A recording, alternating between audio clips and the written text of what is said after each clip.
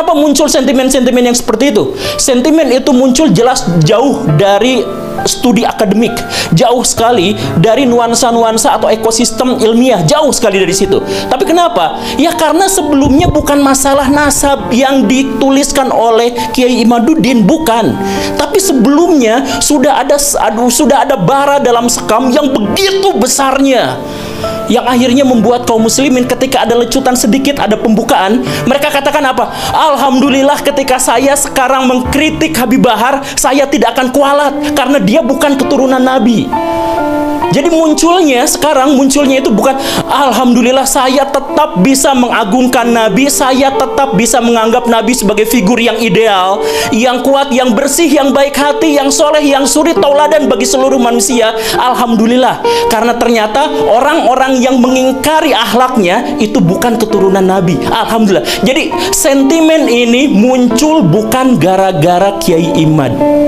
Kiai Imad hanya membuka keran bahwa ketika mengkritik Pak Habib Rizik, ketika kita mengkritik Pak Habib Bahar, itu tidak apa-apa karena tidak ada hubungannya dengan Nabi. Itu saja. Dan lihat apa yang terjadi setelah itu. Yang terjadi, video-video bertebaran, ditambah lagi video-video yang lain. Misalkan muncullah video yang kemudian saya juga tampilkan kemarin. Ada Habib yang mengatakan bangsa ini bisa menjadi bangsa yang kuat, yang teguh, tidak kena bencana dan sebagainya karena mencintai para habaib. Para habaib, kan beliau Habib, Pak Novel Al-Idrus.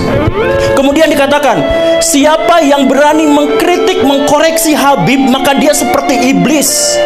Itu pernyataan tekstual, harfiah, literlaksnya seperti itu. Jadi bayangkan kaum muslimin makin marah dengan adanya video itu. Kenapa marah? Karena mereka mencintai Nabi. Kemarahan itu muncul karena mereka mencintai Nabi, dan di zaman Nabi diketahui secara persis bahwa Nabi tidak pernah anti kritik dan anti koreksi. Setiap ada musyawarah, para sahabat selalu bertanya, "Ya Rasulullah, apakah ini adalah wahyu ilahi atau ini adalah pendapat pribadi?" Kalau pendapat pribadi, ayo kita diskusikan. Dan banyak sekali riwayat-riwayat yang menjelaskan bahkan Nabi mengalah dari orang-orang yang mengkoreksinya. Waktu perang Uhud, kenapa kalah? Karena Nabi punya strategi, dibantah. Mendingan gini aja.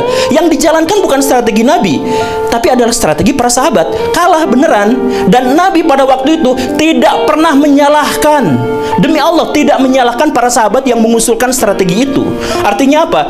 Ya, Nabi ikut musyawarah itu, Nabi kalah dalam perdebatan dan diskusi itu. Kemudian setelah itu, ya sudah dibiarkan, dianggap sebagai bagian dari keputusan bersama. Ketika kalah, Nabi tidak pernah menyalahkan mereka semua. Ini Nabi. Lalu tiba-tiba muncul orang yang mengklaim sebagai keturunan Nabi, tiba-tiba mengatakan kalau ada orang yang mengkoreksi habaib, maka mereka itu adalah iblis atau serupa dengan iblis.